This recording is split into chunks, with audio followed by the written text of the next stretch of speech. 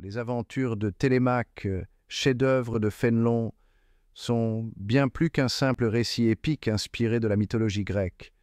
Pensée comme un guide pour éduquer le duc de Bourgogne, cette œuvre combine aventure palpitante et réflexion philosophique pour dessiner l'idéal du souverain éclairé.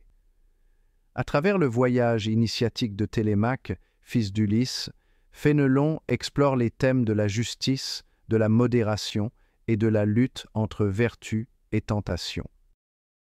Dans l'extrait que nous abordons aujourd'hui, Télémaque, guidé par Mentor, doit affronter les séductions de l'île de Chypre, dominée par les cultes de Vénus et la corruption des plaisirs.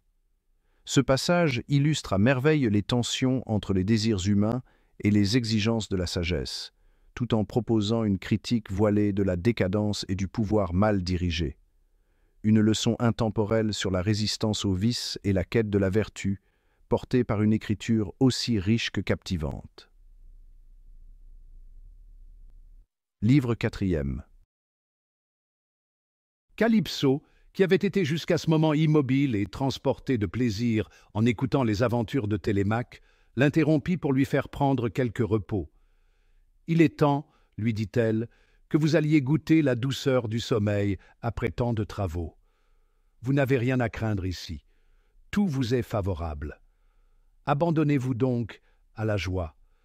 Goûtez la paix et tous les autres dons des dieux, dont vous allez être comblés. Demain, quand l'aurore avec ses doigts de rose entr'ouvrira les portes dorées de l'Orient, et que les chevaux du soleil, sortant de l'onde amère, répandront les flammes du jour pour chasser devant eux toutes les étoiles du ciel, nous reprendrons, mon cher Télémaque, l'histoire de vos malheurs. Jamais votre père n'a égalé votre sagesse et votre courage, ni Achille, vainqueur d'Hector, ni Thésée revenu des enfers, ni même le grand Alcide, qui a purgé la terre de tant de monstres, n'ont fait voir autant de force et de vertu que vous. Je souhaite qu'un profond sommeil vous rende cette nuit courte. Mais, hélas, qu'elle sera longue pour moi, qu'il me tardera de vous revoir, de vous entendre, de vous faire redire ce que je sais déjà, et de vous demander ce que je ne sais pas encore. Allez, mon cher Télémaque, avec le sage Mentor que les dieux vous ont rendu, allez dans cette grotte écartée où tout est préparé pour votre repos.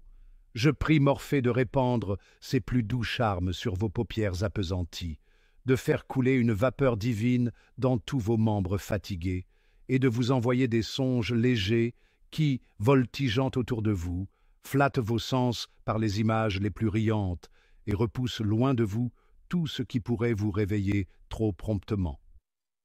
La déesse conduisit elle-même Télémaque dans cette grotte séparée de la sienne. Elle n'était ni moins rustique, ni moins agréable. Une fontaine, qui coulait dans un coin, y faisait un doux murmure qui appelait le sommeil.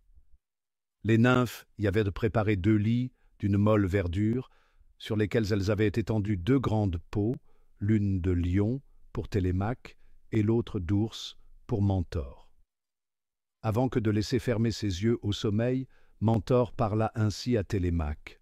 « Le plaisir de raconter vos histoires vous a entraîné. Vous avez charmé la déesse en lui expliquant les dangers dont votre courage et votre industrie vous ont tiré. Par là, vous n'avez fait qu'enflammer davantage son cœur et que vous préparez une plus dangereuse captivité. Comment espérez-vous qu'elle vous laisse maintenant sortir de son île, vous qui l'avez enchantée par le récit de vos aventures? L'amour d'une vaine gloire vous a fait parler sans prudence. Elle s'était engagée à vous raconter des histoires et à vous apprendre quelle a été la destinée d'Ulysse. Elle a trouvé moyen de parler longtemps sans rien dire, et elle vous a engagé à lui expliquer tout ce qu'elle désire savoir. Tel est l'art des femmes flatteuses et passionnées. Quand est-ce, ô Télémaque, que vous serez assez sage pour ne parler jamais par vanité, et que vous saurez taire tout ce qui vous est avantageux quand il n'est pas utile à dire? Les autres admirent votre sagesse dans un âge où il est pardonnable d'en manquer.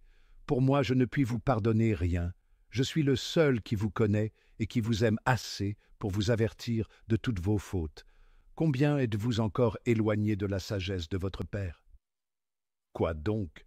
répondit Télémaque. « Pouvais-je refuser à Calypso de lui raconter mes malheurs? » « Non, reprit Mentor, il fallait les lui raconter, mais vous deviez le faire en ne lui disant que ce qui pouvait lui donner de la compassion. Vous pouviez dire que vous aviez été tantôt errant, tantôt captif en Sicile, puis en Égypte. C'était lui dire assez, et tout le reste n'a servi qu'à augmenter le poison qui brûle déjà son cœur. Plaise au Dieu que le vôtre puisse s'en préserver. Mais que ferais-je donc ? Continua Télémaque d'un ton modéré et docile.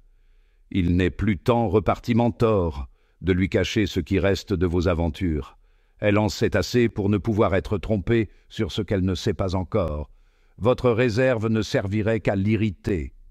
Achevez donc demain de lui raconter tout ce que les dieux ont fait en votre faveur, et apprenez une autre fois à parler plus sobrement de tout ce qui peut vous attirer quelque louange. Télémaque reçut avec amitié un si bon conseil, et ils se couchèrent. Aussitôt que Phébus eut répandu ses premiers rayons sur la terre, Mentor, entendant la voix de la déesse qui appelait ses nymphes dans le bois, éveilla Télémaque. « Il est temps, lui dit-il, de vaincre le sommeil. Allons retrouver Calypso, mais défiez-vous de ses douces paroles. Ne lui ouvrez jamais votre cœur, craignez le poison flatteur de ses louanges. Hier, elle vous élevait au-dessus de votre sage père, de l'invincible Achille, du fameux Thésée, de Hercule devenu immortel. Sentîtes-vous combien cette louange est excessive?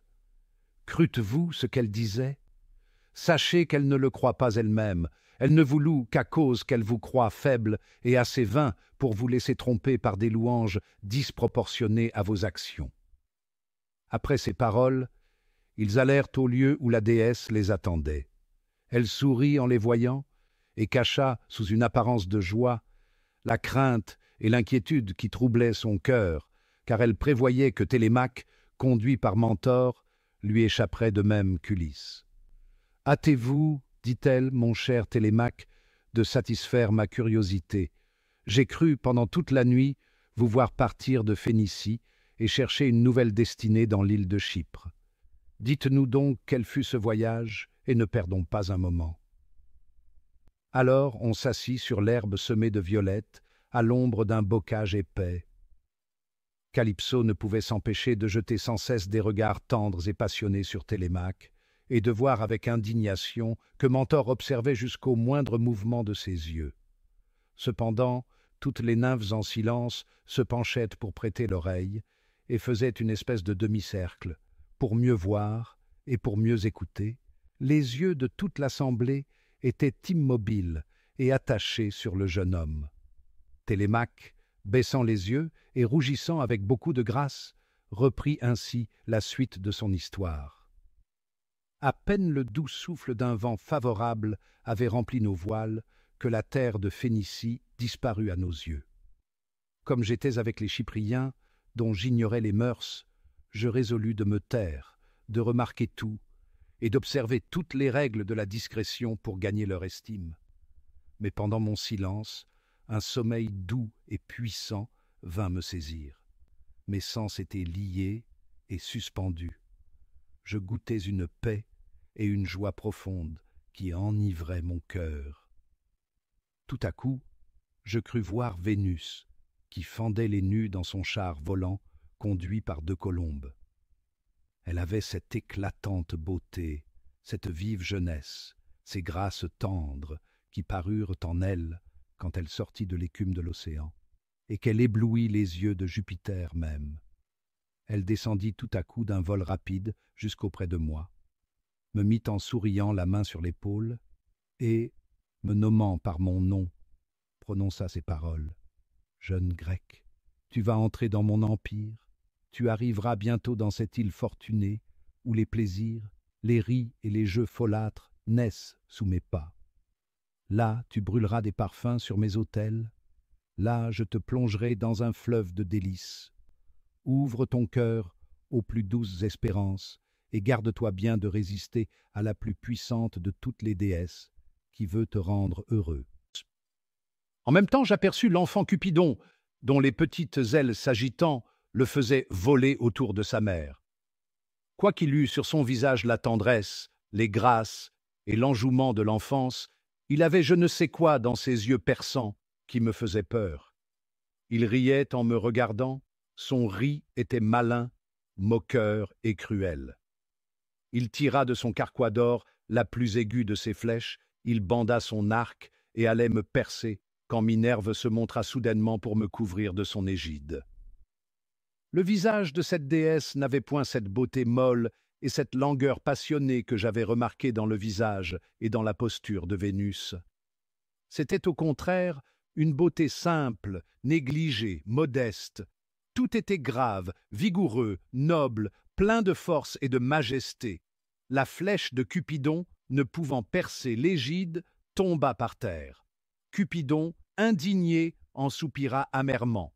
Il eut honte de se voir vaincu. « Loin d'ici, s'écria Minerve, loin d'ici, téméraire enfant. Tu ne vaincras jamais que des âmes lâches, qui aiment mieux tes honteux plaisirs que la sagesse, la vertu et la gloire. » À ces mots, l'amour irrité s'envola, et Vénus, remontant vers l'Olympe, je vis longtemps son char avec ses 2 colombes, dans une nuée d'or et d'azur, puis elle disparut. En baissant mes yeux vers la terre, je ne trouvais plus Minerve. Il me sembla que j'étais transporté dans un jardin délicieux, tel qu'on dépeint les Champs-Élysées. En ce lieu, je reconnus Mentor, qui me dit « Fuyez cette cruelle terre, cette île empestée où l'on ne respire que la volupté. La vertu la plus courageuse y doit trembler, et ne peut se sauver qu'en fuyant. » Dès que je le vis, je voulus me jeter à son cou pour l'embrasser. Mais je sentais que mes pieds ne pouvaient se mouvoir, que mes genoux se dérobaient sous moi, et que mes mains, s'efforçant de saisir Mentor, cherchaient une ombre vaine qui m'échappait toujours. Dans cet effort, je m'éveillai, et je sentis que ce songe était un avertissement divin. Je me sentis plein de courage contre les plaisirs, et de défiance contre moi-même pour détester la vie molle des Chypriens. Mais ce qui me perça le cœur fut que je crus que Mentor avait perdu la vie, et qu'ayant passé les ondes du Styx, il habitait l'heureux séjour des âmes justes. Cette pensée me fit répandre un torrent de larmes. On me demanda pourquoi je pleurais. « Les larmes, répondis-je, ne conviennent que trop à un malheureux étranger qui erre sans espérance de revoir sa patrie. » Cependant, tous les Chypriens qui étaient dans le vaisseau s'abandonnaient à une folle joie. Les rameurs, ennemis du travail, s'endormaient sur leurs rames. Le pilote, couronné de fleurs, laissait le gouvernail et tenait en sa main une grande cruche de vin qu'il avait presque vidée. Lui et tous les autres, troublés par la fureur de Bacchus, chantaient en l'honneur de Vénus et de Cupidon des vers qui devaient faire horreur à tous ceux qui aiment la vertu. Pendant qu'ils oubliaient ainsi les dangers de la mer, une soudaine tempête troubla le ciel et la mer. Les vents déchaînés mugissaient avec fureur dans les voiles, les ondes noires battaient les flancs du navire, qui gémissait sous leurs coups. Tantôt nous montions sur le dos des vagues enflées, tantôt la mer semblait se dérober sous le navire et nous précipiter dans l'abîme. Nous apercevions auprès de nous des rochers contre lesquels les flots irrités se brisaient avec un bruit horrible. Alors je compris par expérience ce que j'avais souvent ouï dire à Mentor, que les hommes mous et abandonnés au plaisir manquent de courage dans les dangers. Tous les Chypriens abattus pleuraient comme des femmes. Je n'entendais que des cris pitoyables, que des regrets sur les délices de la vie, que de vaines promesses aux dieux pour leur faire des sacrifices, si on pouvait arriver au port. Personne ne conservait assez de présence d'esprit, ni pour ordonner les manœuvres, ni pour les faire. Il me parut que je devais, en sauvant ma vie, sauver celle des autres. Je pris le gouvernail en main, parce que le pilote, troublé par le vin comme une bacchante, était hors d'état de connaître le danger du vaisseau. J'encourageai les matelots effrayés. Je leur fis abaisser les voiles. Ils ramèrent vigoureusement. Nous passâmes au travers des écueils et nous vîmes de près toutes les horreurs de la mort. Cette aventure parut comme un songe à tous ceux qui me devaient la conservation de leur vie. Ils me regardaient avec étonnement. Nous arrivâmes dans l'île de Chypre au mois du printemps, qui est consacrée à Vénus. Cette saison, disent les Chypriens, convient à cette déesse. car elle semble ranimer toute la nature et faire naître les plaisirs comme les fleurs. En arrivant dans l'île, je sentis un air doux qui rendait les corps lâches et paresseux, mais qui inspirait une humeur enjouée et folâtre. Je remarquai que la campagne, naturellement fertile et agréable, était presque inculte, tant les habitants étaient ennemis du travail. Je vis de tous côtés des femmes et de jeunes filles vainement parées qui allaient, en chantant les louanges de Vénus, se dévouer à son temple. La beauté, les grâces, la joie, les plaisirs éclataient également sur leurs visages, mais les grâces y étaient affectées. On n'y voyait point une noble simplicité et une pudeur aimable qui fait le plus grand charme de la beauté. L'air de mollesse, l'art de composer leurs visages, leur parure vaine, leur démarche languissante, leurs regards qui semblaient chercher ceux des hommes, leur jalousie entre elles pour allumer de grandes passions. En un mot, tout ce que je voyais dans ces femmes me semblait vil et méprisable. À force de vouloir plaire, elles me dégoûtaient. On me conduisit au temple de la déesse. Elle en a plusieurs dans cette île, car elle est particulièrement adorée à Cythère, à Idali et à Paphos. C'est à Cythère que je fus conduit. Le temple est tout de marbre. C'est un parfait péristyle. Les colonnes sont d'une grosseur et d'une hauteur qui rendent cet édifice très majestueux.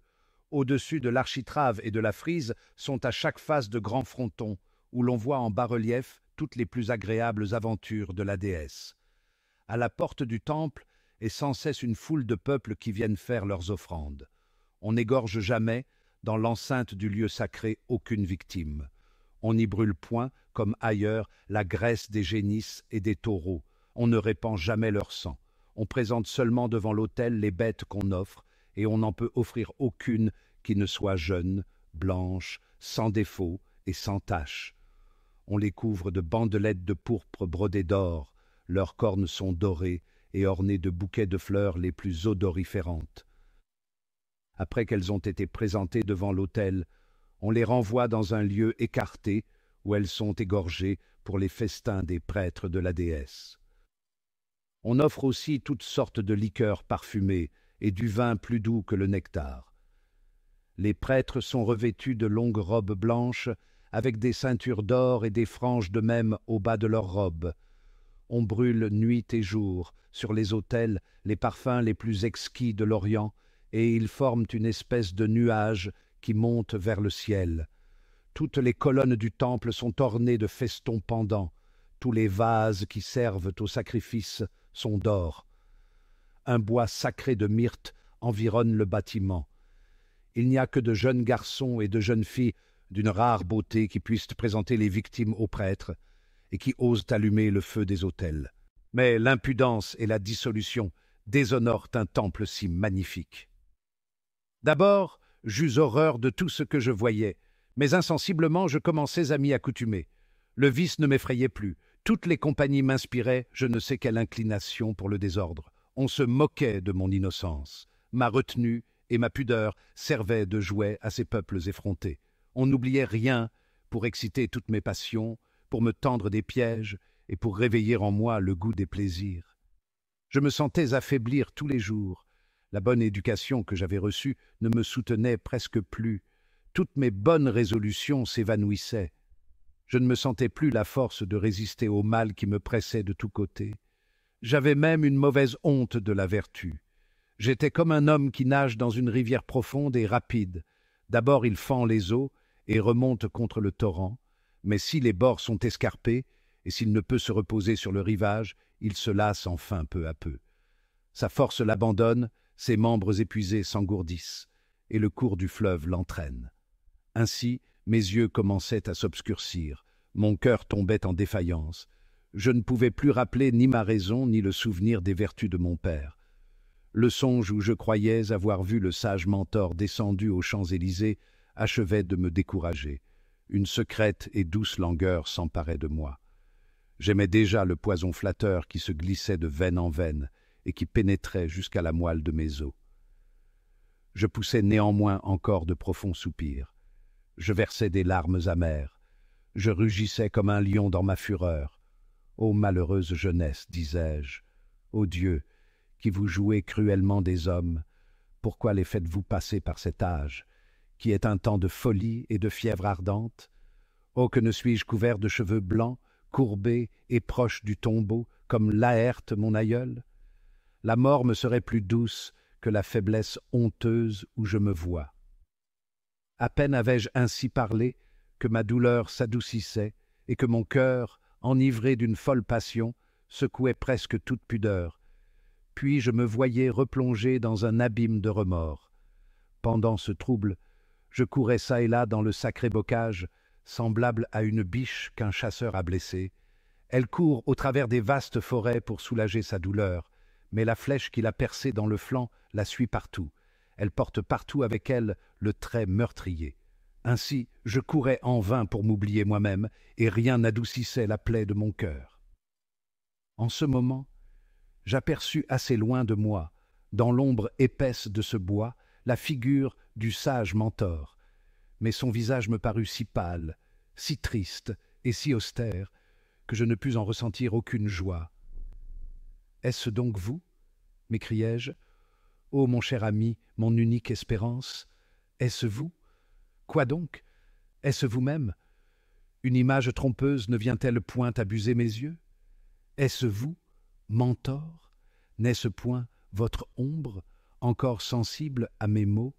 N'êtes-vous point au rang des âmes heureuses qui jouissent de leurs vertus et à qui les dieux donnent des plaisirs purs dans une éternelle paix aux Champs-Élysées? Parlez, Mentor, vivez-vous encore? Sais-je assez heureux pour vous posséder, ou bien n'est-ce qu'une ombre de mon ami? » En disant ces paroles, je courais vers lui tout transporté jusqu'à perdre la respiration. Il m'attendait tranquillement, sans faire un pas vers moi. Ô Dieu, vous le savez, quelle fut ma joie quand je sentis que mes mains le touchaient. Non, ce n'est pas une vaine ombre. Je le tiens, je l'embrasse, mon cher Mentor. C'est ainsi que je m'écriai. J'arrosai son visage d'un torrent de larmes. Je demeurai attaché à son cou sans pouvoir parier. Il me regardait tristement avec des yeux pleins d'une tendre compassion. Enfin je lui dis, « Hélas, d'où venez-vous? En quel danger ne m'avez-vous pas laissé pendant votre absence? Et que ferais-je maintenant sans vous? Mais sans répondre à mes questions, fuyez, me dit-il d'un ton terrible, fuyez, hâtez-vous de fuir. Ici, la terre ne porte pour fruit que du poison. L'air qu'on respire est empesté. Les hommes contagieux ne se parlent que pour se communiquer un venin mortel. La volupté lâche et infâme, qui est le plus horrible des maux sortis de la boîte de Pandore, amollit tous les cœurs et ne souffre ici aucune vertu. Fuyez, que tardez-vous? Ne regardez pas même derrière vous en fuyant. Effacez jusqu'au moindre souvenir de cette île exécrable. » Il dit, et aussitôt je sentis comme un nuage épais qui se dissipait sur mes yeux et qui me laissait voir la pure lumière. Une joie douce et pleine d'un ferme courage renaissait dans mon cœur. Cette joie était bien différente de cette autre joie molle et folâtre dont mes sens avaient été d'abord empoisonnés. L'une est une joie d'ivresse et de trouble qui est entrecoupée de passions furieuses et de cuisants remords. L'autre est une joie de raison qui a quelque chose de bienheureux et de céleste. Elle est toujours pure et égale. Rien ne peut l'épuiser. Plus on s'y plonge, plus elle est douce. Elle ravit l'âme sans la troubler. Alors je versais des larmes de joie, et je trouvais que rien n'était si doux que de pleurer ainsi.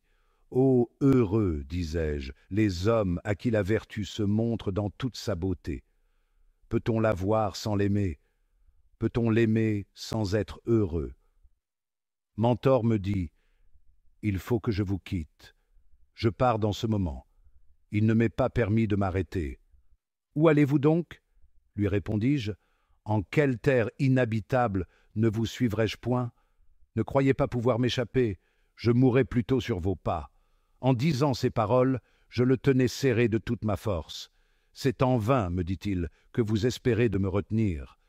Le cruel Métophis me vendit à des Éthiopiens ou Arabes.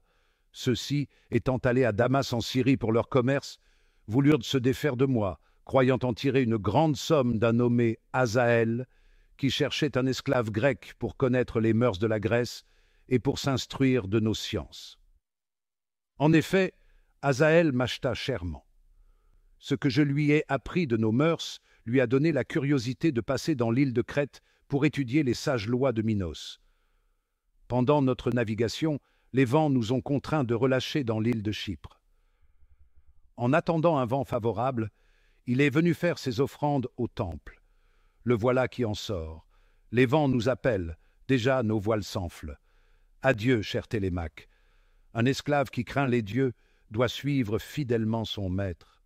Les dieux ne me permettent plus d'être à moi. Si j'étais à moi, ils le savent, je ne serais qu'à vous seul.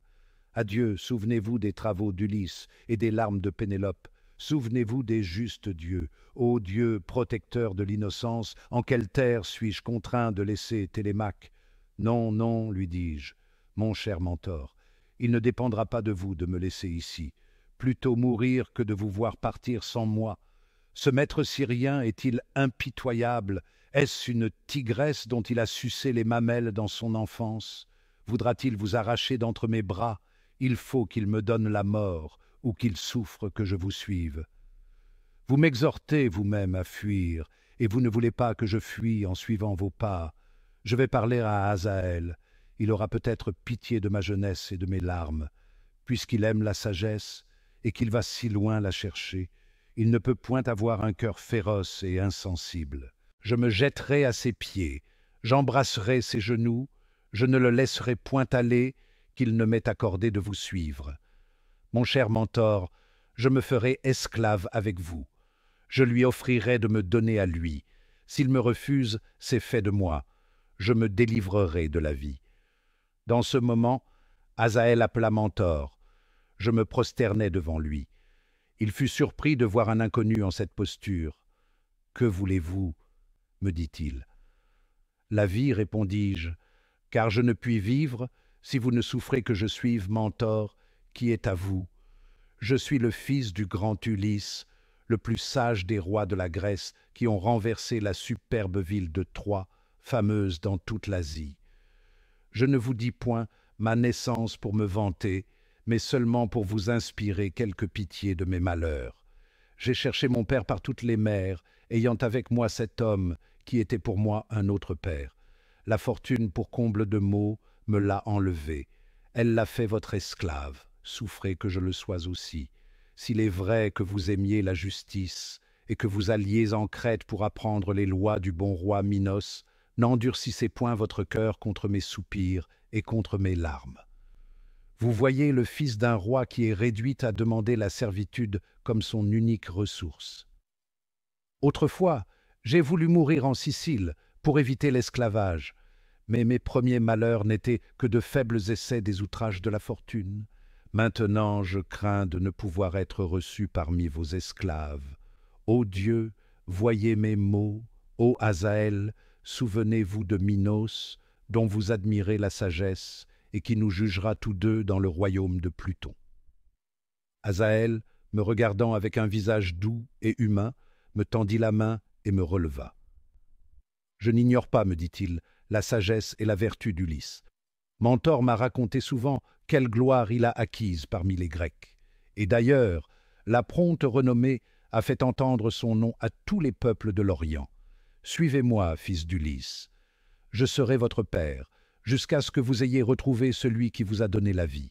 Quand même, je ne serai pas touché de la gloire de votre père, de ses malheurs et des vôtres. L'amitié que j'ai pour Mentor m'engagerait à prendre soin de vous. Il est vrai que je l'ai acheté comme esclave, mais je le garde comme un ami fidèle. L'argent qu'il m'a coûté m'a acquis le plus cher et le plus précieux ami que j'ai sur la terre. J'ai trouvé en lui la sagesse. Je lui dois tout ce que j'ai d'amour pour la vertu. Dès ce moment, il est libre. Vous le serez aussi. Je ne vous demande à l'un et à l'autre que votre cœur. En un instant, je passai de la plus amère douleur à la plus vive joie que les mortels puissent sentir. Je me voyais sauvé d'un horrible danger. Je m'approchais de mon pays.